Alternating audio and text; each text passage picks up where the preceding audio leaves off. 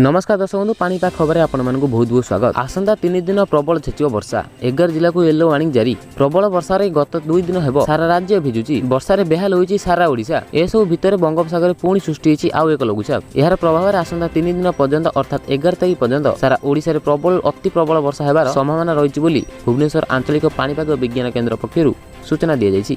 तेज दर्शक बंधु कौन अच्छे आज रिपोर्ट निहाती भाव जाना ता पूर्व वीडियो को लाइक करें सहित आपको कई वीडियो देखा चाहते सब्सक्राइब कर बेल आइकन को दबाई रखिए नुआ नुआ अपडेट निज फोन में पाइपर। आसंता 24 घंटा मध्य गजपति गंजाम खोर्धा पुरी नयागढ़ कंधमाल रायगड़ा कलाहांडी नवरंगपुर मालकानगिरी और कोरापुट जिलार केतेक स्थान में प्रबल अति प्रबल वर्षा संभावना। ओडिशा पश्चिम उपकूल में उत्तर पश्चिम बंगोपसागर सृष्टि होता लघुचाप क्षेत्र प्रभाव में राज्य में विभिन्न स्थान में वर्षा जारी रही। आसंता 24 घंटा मध्य गजपति गंजाम खोर्धा पुरी नयागढ़ कंधमाल रायगड़ा कलाहांडी नवरंगपुर मालकानगिरी और कोरापुट जिलार केतेक स्थान में प्रबल अति प्रबल वर्षार संभावना नहीं आंचलिक पाणीपाग विज्ञान केन्द्र पक्षर ऑरेंज वार्निंग जारी कर मिलुवा सूचना अनुसार यही समय मध्य भूस्खलन होबार आशंका रही। खालुआ अंचल जलबंदी होगा सह कच्चा घर प्रति विपद रही कहुई। यह व्यतीत नुआपड़ा बलांगीर बौद्ध अनुगुल ढेंकानाल कटक जगतसिंहपुर केन्द्रापड़ा जाजपुर भद्रक बालेश्वर और सुवर्णपुर केतेक अंचल में अति प्रबल वर्षा संभावना रही येलो वार्निंग जारी कर समय मध्य समुद्र अशांत रहुथिबारु मत्स्यजीवी को समुद्र मध्य को जावाई पाणीपाग विज्ञान पक्षर बारण कर।